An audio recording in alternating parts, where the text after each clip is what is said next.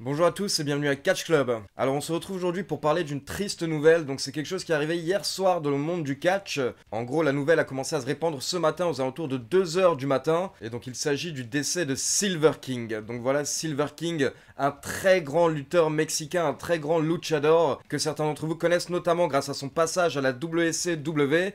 Et en gros voilà, on va revenir sur ce qui s'est passé hier soir, mais d'abord je tiens juste à préciser que je ne vais pas revenir sur ce décès juste pour faire des vues, c'est pas une vidéo pour parler d'un décès, parler voilà d'un truc qui fait le buzz et faire des vues.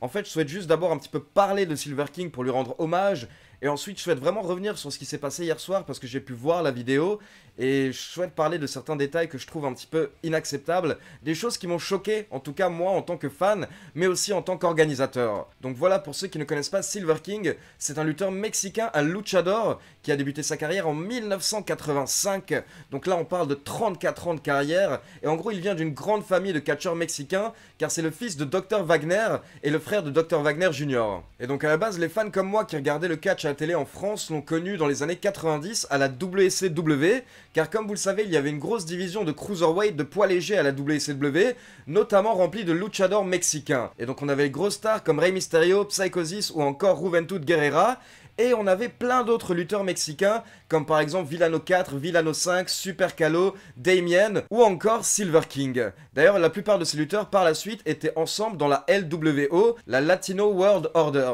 Et donc bien entendu, il a également eu une grande carrière au Mexique, que ce soit à la CMLL ou encore à la AAA, mais il a également lutté à la New Japan, où il a eu l'honneur d'incarner la troisième version de Black Tiger. Et donc très rapidement, pour ceux qui ne connaissent pas Black Tiger, en fait, il faut savoir que moi je suis passionné par les personnages masqués du Japon, comme Jushin Thunder Liger ou encore Tiger Mask, et donc je pense que vous avez déjà entendu parler de Tiger Mask, ce catcheur japonais avec un masque de tigre qui est dérivé d'un manga. Et bien à la New Japan, ils avaient sorti son némésis, son ennemi, qui était donc Black Tiger, la version dark de Tiger Mask. Et donc comme vous le savez sûrement, il y a eu plusieurs versions de Tiger Mask, différents lutteurs ont incarné le personnage de Tiger Mask au fil de ces 30 dernières années, et donc c'est pareil pour Black Tiger. Et donc le premier Black Tiger était Mark Rocco, qui était une légende du catch anglais. Ensuite, le second Black Tiger était nul autre que Eddie Guerrero. Donc voilà, ça vous situe un petit peu les catcheurs qui habituellement jouent le rôle de Black Tiger. Et ensuite, la troisième version était Silver King. Et à côté de ça, Silver King est aussi très connu par rapport à son apparition dans le film Nacho Libre, car il jouait le méchant justement dans ce film, le personnage de Ramsès. Et du coup, par la suite, de temps en temps, il a utilisé ce personnage de Ramsès sur les ligues indépendantes ou encore au Mexique. Et donc maintenant, on va en venir à ce qui s'est passé hier soir. Donc hier soir, il y avait un show de la Lucha Libre World en Angleterre, à Londres. Et donc il y avait un match entre Silver King et Juventud Guerrera, donc deux anciens catcheurs de la WCW et de la LWO. Et du coup hier soir il se trouve qu'une partie du show avait été streamée en direct, dont le match entre Silver King et Guerrera. Et donc très tard dans la nuit, on commence à avoir des infos sur Twitter comme quoi Silver King s'est blessé durant son match. Et des personnes commencent à partager la vidéo de son match, donc je vous avoue que moi j'ai cliqué dessus, j'ai regardé la vidéo, parce qu'à ce moment-là en fait on ne savait pas réellement ce qui s'était passé, et on ne savait pas dans quel état était Silver King, on pensait simplement qu'il était blessé. Du coup je vais vous raconter ce que j'ai vu dans cette vidéo, bien entendu moi je vais pas la partager, et d'ailleurs d'après ce que j'ai compris, la vidéo a été retirée des réseaux sociaux. En gros, honnêtement, le match se passait très bien, et Silver King ne montrait aucun signe qui pouvait laisser penser qu'il était mal en point. Et donc au bout d'un moment, il porte un coup de la corde à linge à Juventud Guerrera, et là, il le couvre. Mais Guerrera se dégage au compte de 2. Et c'est à ce moment-là, en fait, que tout va changer. D'un coup, Silver King essaye de se relever, mais il retombe tout de suite sur ses bras et sur ses genoux. À ce moment-là, Guerrera et l'arbitre essayent de lui parler, mais Silver King s'effondre au sol, et là, il ne bouge plus beaucoup. Du coup, Guerrera commence à marcher dans le ring et à parler avec la foule pour essayer de gagner du temps, mais par contre, pendant ce temps, l'arbitre ne fait rien. Il ne cherche pas vraiment à s'occuper de Silver King, il ne check pas par exemple ses mains pour voir justement s'il a une réponse. Parce que par exemple, à la WWE, je ne sais pas si vous l'avez déjà remarqué, mais après des gros bumps, les arbitres habituellement vont prendre les mains des catcheurs. Et en fait, c'est un code chez les arbitres. À ce moment-là, le catcheur est censé serrer la main de l'arbitre. Et donc, s'il serre la main de l'arbitre, on sait qu'il va bien, qu'il n'y a pas de souci. Donc voilà, c'est un petit détail que l'arbitre aurait pu effectuer à ce moment-là, mais il ne l'a pas fait. Et donc on voit que Juventud Guerrera ne sait pas quoi faire, il met un coup de pied à ce moment-là à Silver King, mais honnêtement il fait très attention de ne pas lui faire mal, et pendant ce temps donc l'arbitre n'intervient toujours pas. Donc Juventud Guerrera se baisse, il essaye de retourner Silver King, et à ce moment-là en fait Silver King ne bougeait plus du tout. Donc là il faut savoir qu'environ 2 minutes se sont écoulées. Et donc Guerrera essaye de retourner Silver King, mais il galère, et donc il arrive à le retourner, il le couvre, et à ce moment-là donc l'arbitre fait le compte de 1, 2, puis il s'arrête. Il s'arrête en plein milieu parce que clairement en fait ce n'est pas le finish qui est prévu. Et donc à ce moment-là en fait l'arbitre ne voulait pas faire le compte de 3, mais il faut savoir que ça n'a pas choqué les gens parce que ça arrive au Mexique que les arbitres s'arrêtent en plein milieu du compte parce qu'il y a des arbitres méchants, des arbitres heal au Mexique. Et donc là l'arbitre s'arrête pendant quelques secondes et au final il décide de faire le compte de 3. Donc voilà, fin du match, on s'attend à ce que l'arbitre aille voir ce qui se passe avec Silver King, mais non, toujours pas. À ce moment-là, Juventud Guerrera se lève et il fête avec le public, il sort du ring, puis il revient dans le ring avec un drapeau et il fête. Puis pendant ce temps, l'arbitre se balade toujours dans le ring, il ne va pas voir comment va Silver King.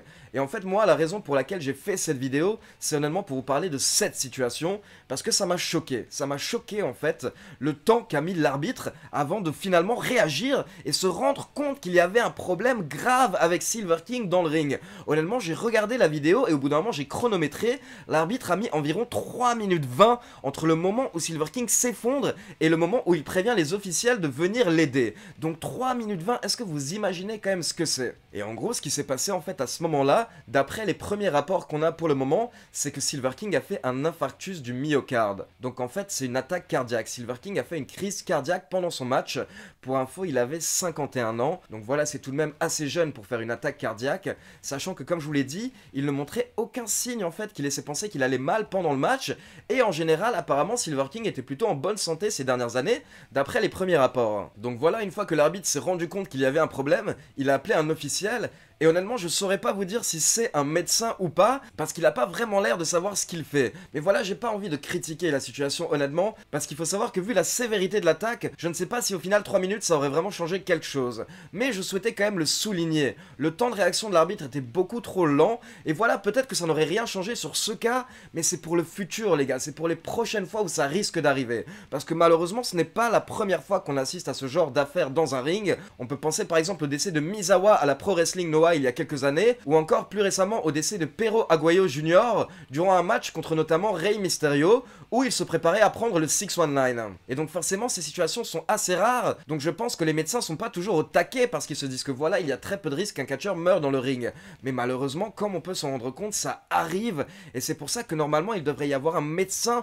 au coin du ring tout le temps pendant tous les shows, peu importe la taille de la fédération, je veux dire, parce qu'on joue avec la vie des gens. Et donc voilà, hier soir, on n'a pas pu sauver Silver King, et qui sait, peut-être que 3 minutes n'auraient rien changé. Moi, je ne le sais pas, je ne suis pas médecin, et je ne veux pas m'acharner sur les médecins qui étaient là hier soir. Mais voilà, comme je l'ai dit, si ça n'a rien changé hier soir, peut-être que 3 minutes pourront changer quelque chose dans la vie d'un catcheur dans le futur. Donc voilà tout ce que je souhaitais dire, moi, en tant que média, tout simplement, c'est que j'espère que toutes les fédérations ont toujours au moins un médecin quand elles travaillent avec elles, et surtout, j'espère que les arbitres, notamment les arbitres français, se rendent compte de leur importance durant un match, parce qu'un accident est vite arrivé et à ce moment-là c'est vraiment à l'arbitre de jouer. L'arbitre, j'ai envie de dire, c'est le seul en fait qui joue pas un rôle durant le match. Lui, il est réellement là pour arbitrer une rencontre sportive pour la peine, malgré le fait qu'on est dans un divertissement. C'est à lui de gérer tout ce qui est timing, c'est à lui de faire le tomber pour arrêter le match, et c'est à lui de gérer au cas où il y a une blessure. Et hier soir, honnêtement, pour avoir vu la vidéo, moi j'avais l'impression qu'on avait affaire à un arbitre qui ne savait pas ce qu'il faisait et qui n'était clairement pas préparé dans un état d'urgence en fait, comme il y a eu hier soir. Donc voilà, en gros ce qui s'est passé, c'est que les officiels sont intervenus au bout de 3 minutes et demie à peu près, et donc à la base ils l'ont juste mis sur le côté, et au bout d'un moment quand ils ont réalisé que c'était vraiment très grave, justement les personnes sont venues pour effectuer les premiers secours, et ils ont amené un défibrillateur, donc ils ont commencé à le choquer dans le ring. À ce moment là forcément l'annonceur a commencé à demander au public de vider la salle. À la base ils ont dit qu'il y aurait une pause dans le show, mais quand ils ont réalisé à quel point en fait l'incident était grave, ils ont tout simplement annulé le show hier soir, et honnêtement ils ont pris la bonne décision. Et donc par la suite ils ont amené Silver King à l'hôpital et son décès a été prononcé malheureusement très rapidement. Donc voilà, bien entendu à ce moment là tout ce que je peux dire c'est toutes mes condoléances à la famille de Silver King et à tous les proches de Silver King. Et donc forcément hier soir il y a eu des dizaines de réactions de la part de plein de catcheurs à travers la planète et toutes les grandes fédérations qui ont rendu hommage à Silver King. Et aujourd'hui même la WWE a publié un communiqué officiel où ils ont rendu hommage à Silver King, et donc ils ont cité sa grande carrière justement à la WCW, au Mexique, et son rôle dans Nacho Libre. Et donc justement à cause de son rôle dans Nacho Libre, cette affaire risque de prendre pas mal d'ampleur et j'imagine que beaucoup de médias généralistes, beaucoup de médias mainstream vont en parler. Rien qu'aujourd'hui, j'ai fait une recherche rapide sur Google et par exemple, vous avez des médias comme Sport24, Le Figaro, RTL.fr, Le Dauphiné Libéré qui ont déjà repris l'affaire. Donc forcément, là en fait, on va beaucoup en parler, je pense, parce que comme je vous l'ai dit, c'est un catcheur qui a travaillé dans un film assez connu, pour la peine Nacho Libre. Et à côté de ça, en fait, je pense que comme la vidéo a pas mal tourné et que ça a été streamé en direct, donc en fait on a vu son décès hier soir en direct, on va encore une fois parler du fait qu'il faut faire attention à ce qu'on stream en direct. Et à côté de ça, je pense que certains médias vont quand même pas mal parler du fait que l'arbitre a mis beaucoup trop de temps à réagir. Parce que déjà moi je vous en ai parlé aujourd'hui, mais après moi j'ai tenu à modérer mes propos en disant que l'attaque avait l'air quand même très sévère. Donc je ne sais pas si au final 3 minutes auraient pu changer grand chose, mais comme je vous l'ai dit, 3 minutes c'est 3 minutes, et ça peut peut-être éviter à d'autres catcheurs dans le futur justement d'avoir le même destin tragique que Silver King. Et donc pour finir, juste une deuxième petite info par rapport à un autre show hier soir. Donc comme je vous l'avais dit dans les news, hier soir il y avait le show Bellator 221. La Bellator c'est donc une fédération de MMA un petit peu comme l'UFC. Et donc hier soir il y avait le second combat de Jack Swagger qui avait un match contre TJ Jones. Et donc il a remporté le match lors du premier round avec un armbar triangle, un étranglement. Et donc pour la petite anecdote, il faut savoir qu'il s'est fait huer après le match parce qu'en fait quand l'arbitre lui a dit de lâcher quand son adversaire avait abandonné, Jack Swagger n'a pas lâché tout de suite, il a mis 2-3 secondes, limite comme dans un match de catch, comme dans un méchant dans un match de catch. C'est comme s'il avait oublié ses réflexes de heel. Et du coup forcément il s'est fait huer parce que c'est assez mal vu en fait dans le MMA. À partir du moment où l'adversaire abandonne, il faut lâcher tout de suite la prise. Et donc en fait dans l'interview après le match, il a expliqué qu'il n'avait pas compris que c'était l'arbitre qui lui disait d'arrêter, il pensait que c'était juste son adversaire qui était en train de le pousser. Donc voilà, c'était l'excuse de Jack Swagger. Je pense que les gens ne lui en voudront pas très longtemps. En tout cas, félicitations à lui pour sa seconde victoire dans le monde du MMA. Merci à tous d'avoir suivi la vidéo, et donc pour ceux qui ont vu ma vidéo de hier j'ai reçu mon premier cadeau de la part d'un abonné Catch Club, et donc c'est un cadeau magnifique, donc n'hésitez pas à checker la vidéo. Et à côté de ça, j'ai également annoncé ma prochaine FAQ pour fêter les 50 000 abonnés, donc à partir de maintenant, n'hésitez pas à me poser vos questions dans les commentaires, et donc je ferai une sélection pour la prochaine FAQ. Ciao tout le monde!